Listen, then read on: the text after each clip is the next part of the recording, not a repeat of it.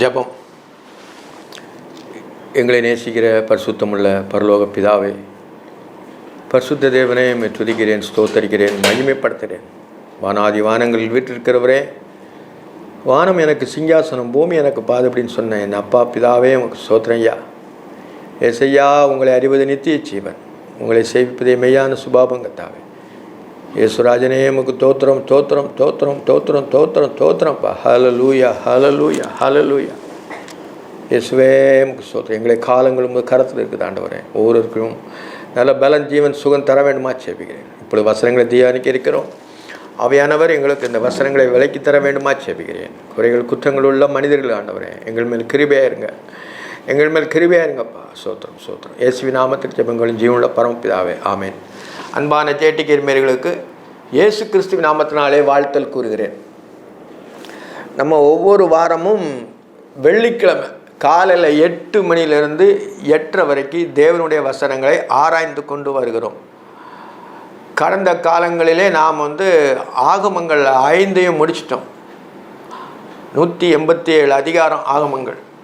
அந்த 187 அதிகாரத்தை நம்ம 187 பிரசங்க வாயிலாக நம்ம கற்றுக்கிட்டோம். நம்ம கற்றுறது கைமண் அளவு தான், கல்லாதோ உலக அளவுன்னு சொல்லியிருக்கிறாங்க. உலகத்தான் நம்ம வேதத்தில் நம்ம தடவியாயிலும் கண்டுபிடிக்கணும்னு சொல்லியிருக்காரு. ஊறுகிற ஊற்றா இருக்குன்னு சொல்லியிருக்கிறாரு. தொண்டை தொண்டை அது ஊறிக்கிட்டே இருக்கும். தேவனுடைய வசனங்கள் மட்டும் ஜீவ நதிகள் ஓடுன்னு சொல்கிறார். அப்போ வசனங்கள் தான் நம்ம மெயின்.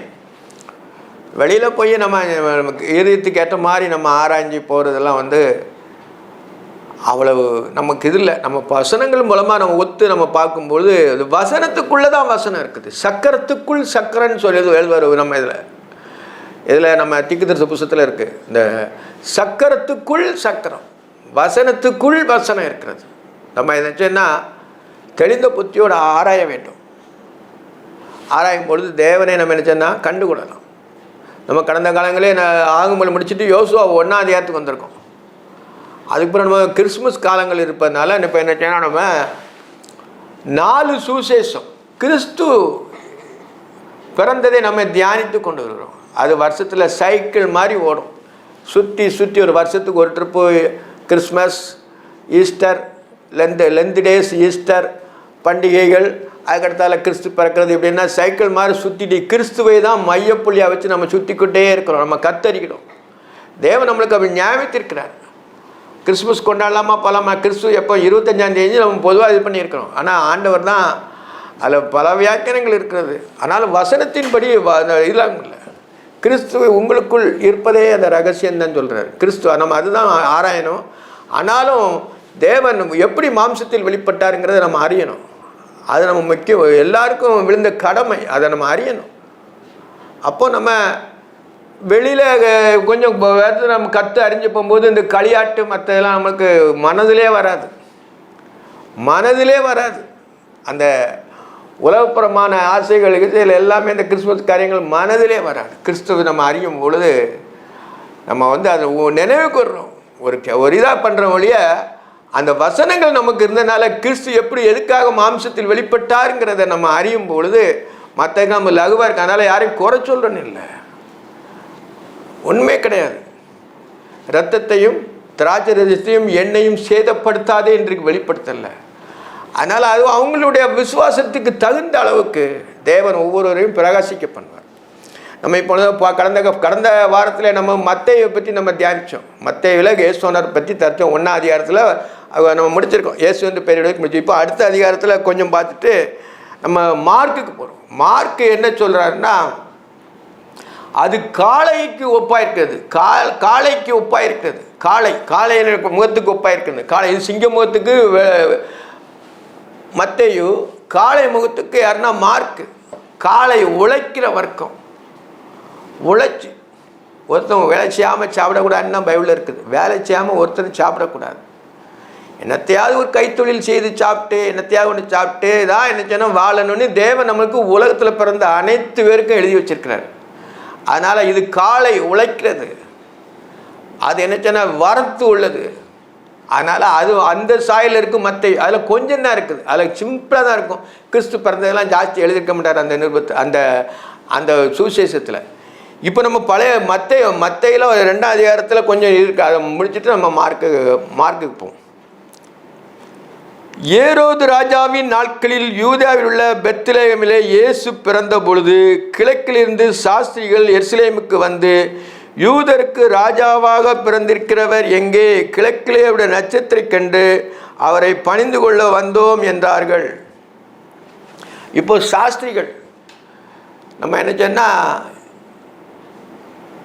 ஏரோது ராஜாவின் நாட்களில் அவன் ஆக்கியோன் அப்படி எழுதுகிறார். ஆவியானவர் நமக்கு எப்படி எழுதுனா, அந்த வருஷத்தை மென்ஷன் பண்ணி யார் அந்த இதில் ராஜாவை இருந்தால், ஏரோது எப்போ ராஜாவாக இருந்தான்னு எழுதினா தான் இவனை பின்வரும் சந்திக்கு நம்ம புரிஞ்சு கொள்ள முடியும். ரெக்கார்டு இல்லாமல் வேறு ஒன்றுமே பண்ண முடியாது. வேத வசனம் மட்டும்தான் ஆணித்தரமான ரெக்கார்டு.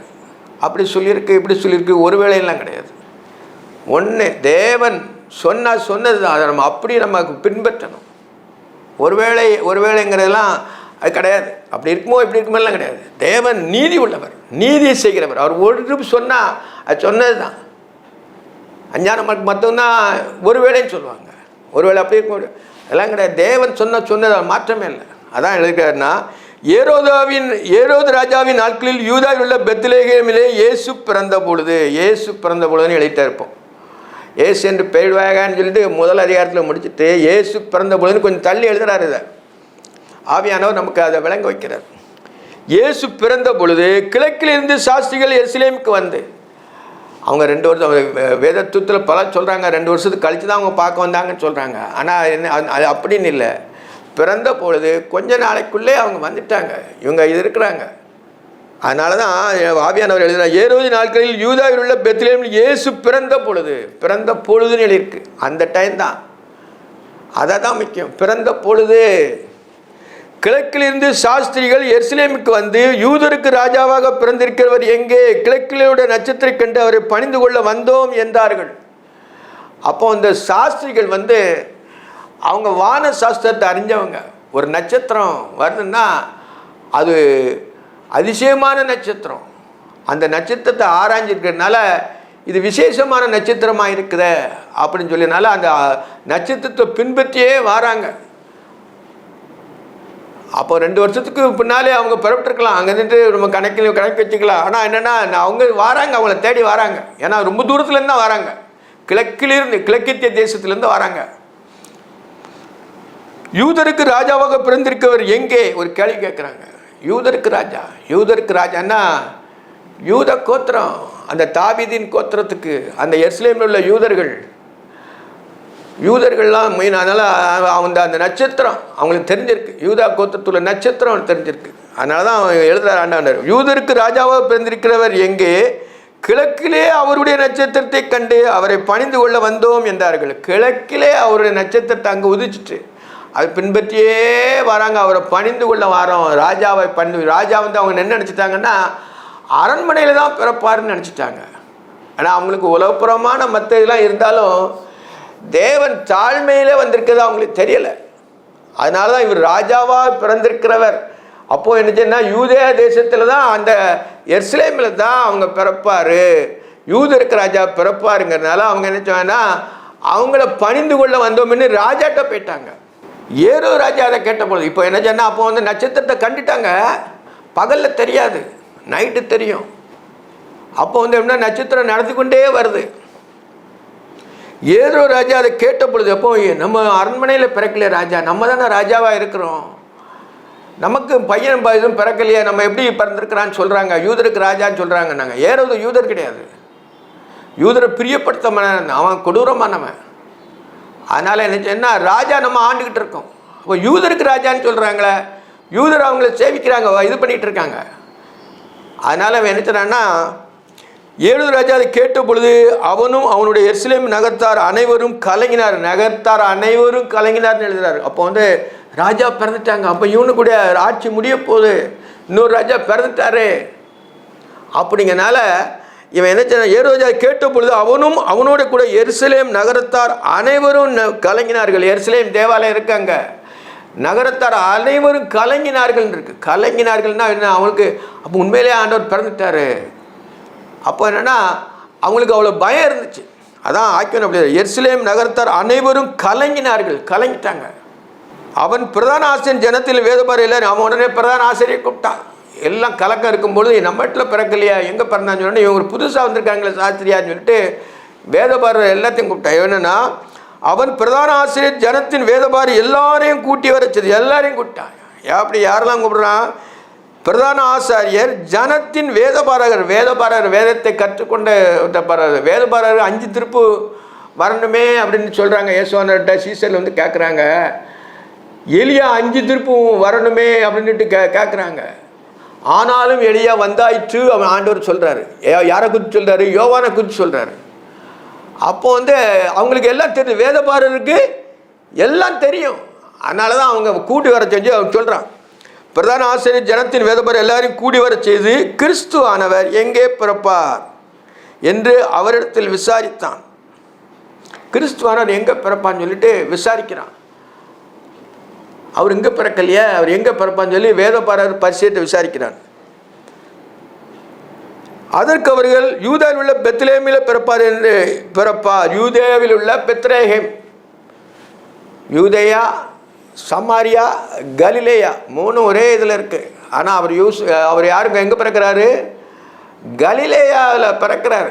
அவர் வந்து கலிலேயாவில் பிறல, யூதேயாவில் பிறக்கிறாரு.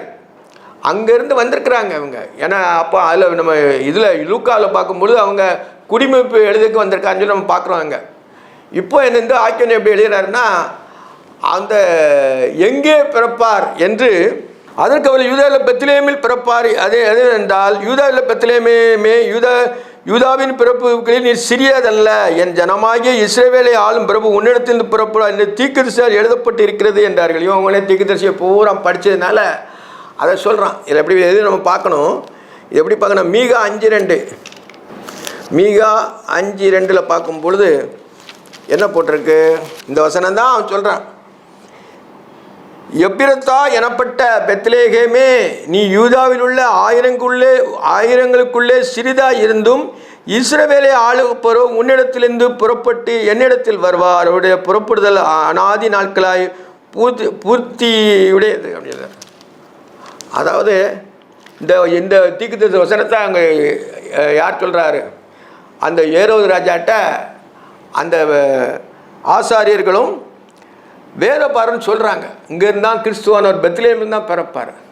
பெத்லேமில் தான் தாவீதின் வீடு, அப்பத்தின் வீடு. அவன் எத்லேமில் தான் அவன் எது முக்கியமான இடம். அதை தீர்க்கதரிசி அப்படி சொல்லியிருக்கிறார். அதில் எல்லாம் 2000 வருஷத்துக்கு முன்னால், அதுக்கு பிறகு 2000 வருஷத்துக்கு முன்னால் இது ஆராயிறாங்க. அப்போ தான் அவன் நினைச்சான்னா, யூதா தேசத்தில் பெத்லேமில் யூதாவின் பிரபுக்களில் நீ சிறியதல்ல, யூதாவின் பிரபுக்களில் நீ சிறியதல்ல, என் ஜனமாகிய இஸ்ரவேலை ஆளும் பிரபு உன்னிடத்திலிருந்து புறப்படுவார் என்று தீர்க்கதரிசினால் எழுதப்பட்டு இருக்கிறது என்றார். தீர்க்கதரிசி மூலமாக எழுதப்பட்டிருக்குது. பெத்லேமில் தான் ஆண்டவர் பிறப்பாருங்கிறது எழுதப்பட்டிருக்கிறது என்றார்கள். அப்பொழுது ஏரோது சாஸ்திரிகளை ரகசியமாய் அழைத்து, உடனே அவன் என்ன செய்றான்னா, இங்கே தான் ஆண்டவர் பிறப்பான்னு சொல்லி தீர்க்க தரிசனங்கள் எல்லாம் எழுதப்பட்டிருக்குன்னு சொல்லி அவன் அறிஞ்சிக்கிட்டான். தீர்க்க தரிசன வசனங்கள் எல்லாம் ஒரு நாளுமே ஒழிஞ்சு போகாது, அது நிறைவேறி முடியும். இயேசுவானவர் பற்றி தான் தீர்க்க தரிசனம் அதிகமாக இருக்குது. கிறிஸ்து பிறக்கிறதான் முக்கால்வாசி இருக்கும். தேவன் கிறிஸ்து அவர் பிறக்கிறது தான் முழுதாக இருக்கும், கர்த்தர். அதனால் அப்பொழுது ஏறுவது சாஸ்திரிகளை ரகசியமாய் அழைத்து, அப்போ எழுதப்பட்டிருக்குது என்றார்கள். எழுதப்பட்டிருக்குது, இங்கே தான் பெத்லேமில் தான் பிறப்பாருன்னு எழுதப்பட்டிருக்கணும் என்று சொல்லிட்டான். ஏரோதுட்டு சொன்ன உடனே அவன் என்ன செய்கிறான்னா, ரகசியமாக அழைக்கிறான். ஏன்னா யாருக்கும் தெரியாமல் இவன் செய்கிற சூழ்ச்சிகளை அவன் செய்கிறக்காண்டி என்ன செய்கிறான்னா சூழ்ச்சி. ஏன்னா ராஜாவை அவன் இது பண்ணணும், கொலை பண்ணணும். அப்படின்னால அவன் என்ன செய்யணும், அவங்கள ரகசியமாய் அழைக்கிறான். அப்பொழுது ஏரோது சாஸ்திரிகளை ரகசியமாய் அழைச்சிட்டான். நட்சத்திரம் காணப்பட்ட காலத்தை குறித்து அவர்களுக்கு திட்டமாக விசாரித்தான். நட்சத்திரம் காணப்பட்ட காலத்தை குறித்துன்னு போட்டிருக்கு.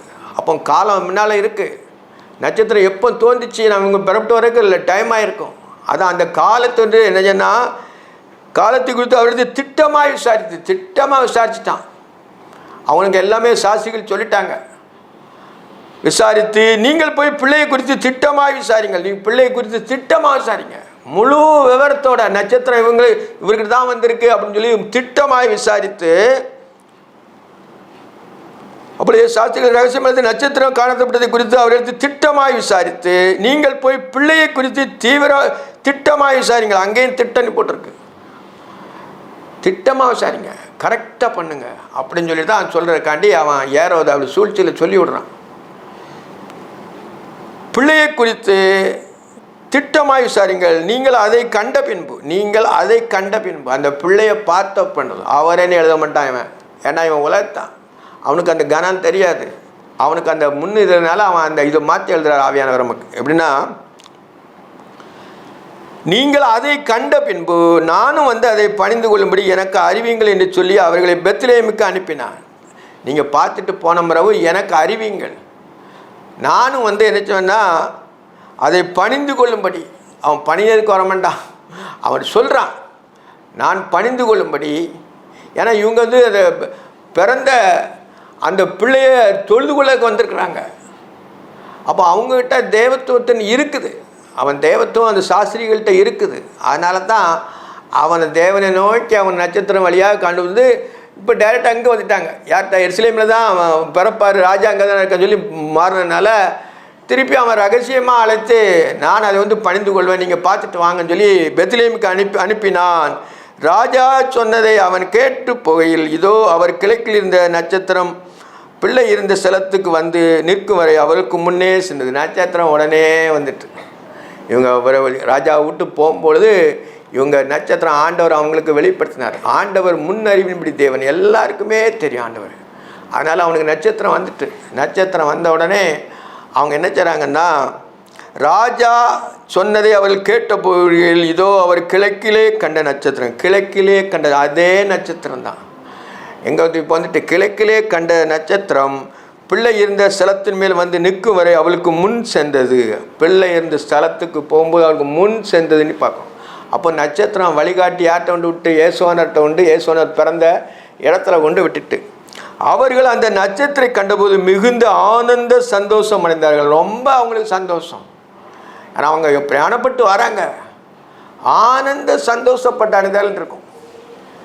இப்போ நம்ம என்ன சொன்னா, இது பழைய ஏற்பாட்டு காலத்தில். இப்போ உள்ள காலத்தில் கூகுள் மேப்புன்னு இருக்குது. இந்த கூகுள் மேப்பு யார் எங்கே போகணும், எந்த வீடு எங்கே இருக்குன்னு சொன்னாலே அவன் நேராக வழிகாட்டி கொண்டு விட்டுரும். சாத்தான் எவ்வளவு அட்வான்ஸாக வந்துட்டான், எவ்வளவு ரொம்ப அட்வான்ஸாக அவனுக்கு காயனை விட்டுறதுக்காண்டி அவன் பண்ணிட்டான். அவ்வளவு வந்துட்டு. முன்னால் அந்த சயின்ஸ் கிடையாது.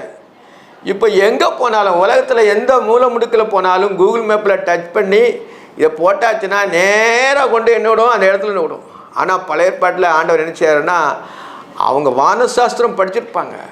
ஆண்டவர் இயற்கையிலே வாசம் பண்ணுகிற தேவன், இயற்கையிலே வாசம் பண்ணுகிற தேவன். அதே தன்னுடைய நட்சத்திரங்களை அனுப்பி இயேசு கிறிஸ்துவை நோக்கி பிரயாணம் பண்ணிட்டான். ஆனால் இப்போ நவீன காலங்களில் மாறிட்டு எல்லாமே மாயாயிட்டு. எனக்கு வரப்போகிற காலங்களில் இதை விட ரொம்ப மோசமாக இருக்குன்னாங்க. கடைசி விளிம்புக்கு வந்துட்டோம். சாத்தானுடைய தலையை நசுக்கி பூமியை சுட்டெரித்து போடுவார் ஆண்டவர். ஏன்னா அவருடைய திட்டமும் நேரமும் குறித்த நேரம் அவருக்கு தான் தெரியும்.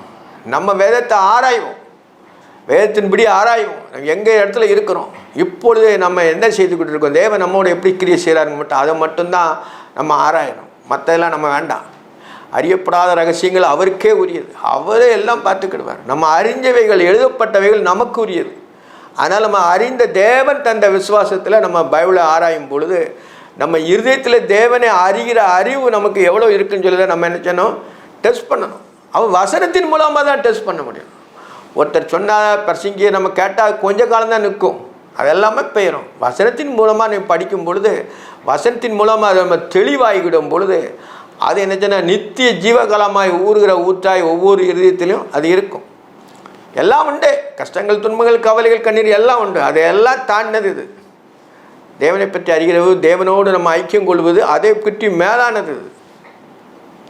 உலகத்தில் நியமிச்சிக்கப்பட்டிருக்காரு. உலகத்தில் உங்களுக்கு ஒவ்வொருத்தரும் உண்டுன்னு சொல்லிட்டாரு. அதனால் அவன் பவுல் எவ்வளவோதான் கற்றுக்கிட்டு இருந்தான். ஆனாலும் அவன் முந்தாமன வரைக்கும் போய் தேவத்தை ரகசியங்கள் எல்லாம் அவனுக்கு தெரிஞ்சது அவனுக்கு. ஆனாலும் அவனை கொட்டுகிற சாத்தானுடைய தூதன். இதில் தான் அவன் என்ன செஞ்சான்னா, அவன் உயர்த்தாதபடி என்னை கொட்டுகிற சாத்தானுடைய தூதனாக இருக்கான். 3 தரப்பும் ஜெபம் பண்ண. ஆண்டவர் என் கிருபை உனக்கு போதும்ப்பா, பலவீனத்தில் என் பலன் பூலமாக விளங்குன்றார். அப்போ பலன் இல்லாமல் இருந்தாலும், நமக்கு எல்லா கீழ்மட்டத்தில் நம்ம இருந்தாலும் நம்முடைய பலன் பூரணமாய் விளங்குன்னு சொல்லிட்டார். பலவீனத்தில் என்னுடைய பலன் பூரணமாய் உன்னத்தில் காணப்படும் அப்படி சொல்லிட்டார். அப்போ தேவன் தான் எல்லாத்தையுமே செய்கிறவர். இப்போ நட்சத்திரங்களை நேரம் என்ன செய்கிறாங்கன்னா, அவர் வழி காட்டிட்டு பார்க்கும்பொழுது, அவர்கள் அந்த நட்சத்திரத்தை கண்டபோது மிகுந்த ஆனந்த சந்தோஷம் அடைந்தார்கள். 3 பேர். அதனால தான் ஆனந்த சந்தோஷம். எப்படின்னா, ஒரு பொருள் நமக்கு கிடைக்கும் பொழுது, அது மிஸ் ஆகும்பொழுது நமக்கு கொஞ்சம் அந்த அது கிடைச்சிட்டுன்னு வைங்களேன், ரொம்ப சந்தோஷமாக இருக்கும். ஒரு தேடுதல் நமக்கு ஒன்று கிடைக்கும் பொழுது அப்போ ஆனந்த சந்தோஷம் பண்ண. இவன் எப்படி நான் வானத்தின் மூலம் யூதருக்கு ராஜாவை நம்ம தொழுதுகளை வந்திருக்கிறதுனால அவங்களுக்கு என்ன சொன்னால் ஆனந்த சந்தோஷம் அடைந்தார்கள் போட்டிருக்காங்க. உள்ளத்தின் நிறைவு யாருக்கு தெரியும்? தேவனுக்கு தெரியும். அந்த சாஸ்திரிகளுடைய உள்ளத்தின் நிறைவு ஆனந்த சந்தோஷம் அடைந்தார்கள். சந்தோஷம் வேற, ஆனந்த சந்தோஷம் வேற. சந்தோஷம் வரும், ஆனால் ஆனந்த சந்தோஷம் போது ஒரு இருதயம் பூரிக்கும் பொழுது தான் அந்த ஆனந்த சந்தோஷம் வரும். அதான் ஆவியானவர் அந்த வசனங்களை நமக்கு தெளிவாக இருக்கிறார். அதான் சிங்கம் போல கேட்சிக்கிற வசனங்கள். அதான் அவர்கள் அந்த நட்சத்திரத்தை கண்டபோது மிகுந்த ஆனந்த சந்தோஷம் அடைந்தார்கள். ஆனந்த சந்தோஷம். அவர்கள் அந்த வீட்டுக்குள் பிரவேசித்து, உடனே நட்சத்திரம் கண்டு அந்த வீட்டுக்குள் பிரவேசித்து பிள்ளையையும் அதன் தாயாகிய மரியாளையும் கண்டு சாஷ்டாங்கமாய் விழுந்து அதை பணிந்து கொண்டார்கள். இப்போ அது எழுதும்போது அதை பணிந்து கொண்டார்கள். ஏன்னா இவனை புரஜாதி, அவரை பணிந்து கொண்டார்னு எழுதலை. அதில் என்ன செய்தான், அவர்கள் அதை வீட்டுக்குள் பிரவேசி பிள்ளையும் அந்த தாயாகிய மரியாளையும் கண்டு சாஷ்டாங்கமாய் விழுந்து அதை பணிந்து கொண்டார்கள். ஏன்னா இவங்க கிறிஸ்துவ நம்பிக்கை இல்லை. அவங்களுக்கு உலகப்புறமான ஞானம் மற்ற எல்லாமே இருக்கும், எல்லா அறிவும் இருக்கும், தேவத்தை இருக்கும். ஆனால் கிறிஸ்துவ எழுதும்போது எழுதுகிறார், அவர்கள் சாஷ்டாங்கமாய் விழுந்து அதை பணிந்து கொண்டு தங்கள் பொக்கிஷங்களை திறந்து பொன்னையும் தூபவர்க்கத்தையும் வெள்ளைப்போலத்தையும் அதற்கு காணிக்கையாய் வைத்தார்கள். பொண்ணு அவங்க கொண்டு வந்த சும்மா ஒரு ஆளை போய் நம்ம இது பண்ண முடியாது, வழங்க முடியாது. ஏன்னா நட்சத்திரத்தை உண்மையாக நம்பிட்டாங்க. அந்த நட்சத்திரம் தான் அவங்களுக்கு அந்த இயேசுவானரை குறிக்கிற நட்சத்திரம். அது ஒன்று தான் அவங்களுக்கு தெரியும். ஏன்னா அது புதுசாக தோன்ற நட்சத்திரம். அதனால தான் அவங்க என்ன செய்கிறாங்கன்னா, சாஷ்டாங்கமாய் விழுந்து தேவன் மாம்சத்தில் வெளிப்பட்ட தேவனை அவர் சாஷ்டாங்கமாக இந்த பிள்ளைய சாஷ்டாங்கமாய் விழுந்துன்னா எப்படின்னா, தன்னுடைய முட்டு நெத்தி தரையில் படணும். அதான் சாஷ்டாங்கமாக விழுறது. அவ்வளவு தாழ்த்துங்க. நட்சத்திரம் நீர் தான் ராஜா அப்படிங்கிறதுனால அவ்வளவு தாழ்த்தி தன்னை துவக்கி என்ன அந்த பிள்ளையை தொழுது கொள்கிறாங்க. அதை தொழுது கொண்டால் என்று எழுதியிருப்பார் அவர். சாஷ்டாங்கமாய் விழுந்து அதை பணிந்து கொண்டு தங்கள் பொக்கிஷங்களை திறந்து, தங்களுடைய பேக்கில் உள்ள பொக்கிஷம். ஏன்னா அவங்களுக்கு அந்த பொக்கிஷம் என்னென்னா அவங்களுடைய தேவனுக்கு கொடுக்குற வெகுமதி, அதை அவங்க கொண்டு வந்திருக்காங்க. எப்படி கொண்டு வந்திருக்காங்கன்னா, தங்கள் பொக்கிஷங்களை திறந்து, பொக்கிஷங்கள் என்ன அவங்களுடைய திரவியங்கள் வச்சிருக்கிற இடம் திறந்து பொன்னை என்ன பரிசுத்தத்தை குறிக்கிறது. அது தேவன் பரிசுத்தருங்கிறதை குறிக்கிறது. தூபவர்க்கம் அவரை சோத்திரம் சொல்றது, அவரை துதிக்கிறது சொல்றது. வெள்ளைப்போளம் ஆண்டவருடைய பாடுகளை குறிக்கிறது. அவர் உலகத்தில் ஜீவனை கொடுக்கிறது குறிக்கிறது. அதான் அது ஞானார்த்தமாக நம்ம பிரசங்கத்தில் கேட்டிருக்கோம், சிலவங்களை போசிக்க நம்ம படிச்சிருக்கோம். அதில் வெள்ளைப்போளத்தை அதற்கு காணிக்கையாக வைத்தார்கள். அதற்கு காணிக்கையாக வைத்த 3 எல்லாரும் ஒவ்வொருத்தரும் ஒவ்வொரு இதை கொண்டு வச்சு அவரை காணிக்கையாக வச்சு அவர் என்ன பணிந்து கொள்கிறார்கள். பின்பு அவள் ஏதோ இடத்துக்கு திரும்பி போக வேண்டாம் என்று சொப்பனத்தில் எச்சரிக்கப்பட்டு வேறு வழியாக தங்கள் தேசத்துக்கு திரும்பி போனார்கள். அவர்கள் போன கத்துடன் அதாவது என்னன்னா, சொப்பனத்தில் எங்கேயும் ஆண்டவர் என்ன செய்றாருன்னா, தேவ தூதன் என்ன செய்றாருன்னா சொப்பனத்தில் வரான். பின்பு அவர்கள் ஏதோ இடத்துக்கு திரும்பி போக வேண்டாம் என்று சொப்பனத்தில் தேவனால் எச்சரிக்கப்பட்டு, சொப்பனத்தில் சொல்ல நீ அந்த பாதையில் நம்ம போகாத, ராஜாட்ட போகாதங்கிறது தேவனே அவங்களுக்கு உணர்த்திட்டார். அதனால தான் அவங்க என்ன சொல்கிறாங்கன்னா, போக வேண்டாம் என்று சொப்பனத்தில் தேவனால் எச்சரிக்கப்பட்டு நீங்கள் எல்லாம் பணிந்து கொண்டதெல்லாம் சரிதான், ஆனால் திருப்பி அந்த வழியாக ஏரோதிட்ட போவாது, அவன் உடனே பிள்ளைய கொலை செய்து தேடுவான்னு சொல்லிட்டு ஆண்டவருக்கு தெரியும். அதனால் நீங்கள் அந்த வழியே போக வேண்டாம்னு சொல்லி இவங்களுக்கு உணர்த்திட்டார். தேவனால் எச்சரிக்கப்பட்டு வேறு வழியாய் தங்கள் தேசத்துக்கு திரும்பி போனார்கள். போயிட்டாங்க. தங்கள் தேசத்துக்கு திரும்பி போனார்கள். அவர்கள் போன பின்பு கர்த்தருடைய தூதன் சொப்பனத்தில் யோசேப்புக்கு காணப்பட்ட. பற்றியெல்லாம் சொப்பனத்தில் தான் அந்த தூதனுக்கும் காட்டுறாரு, அந்த சாஸ்திரிகளுக்கும் சொப்பனத்தில் சொல்கிறாரு, யோசேப்புக்கும் திருப்பி சொப்பனத்தில் வரார். அதே தூதன் தான், அவனுக்கு ஏசென்று போயிடான்னு சொன்னாலும் அதே தூதன் தான் அங்கே வந்து என்ன சொல்கிறான்னா,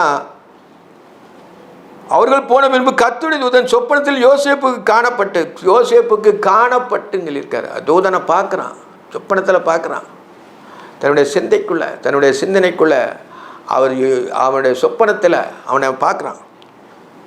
அதே தூதன் தான். அப்போ அந்த தூதன் வழி நடத்துகிறத யோசேப்புக்கு தெரிஞ்சது. அந்த தூதன் தான் அப்போ வந்து சொன்னது, இப்போவும் அந்த தூதன் தான் சொல்கிறான்.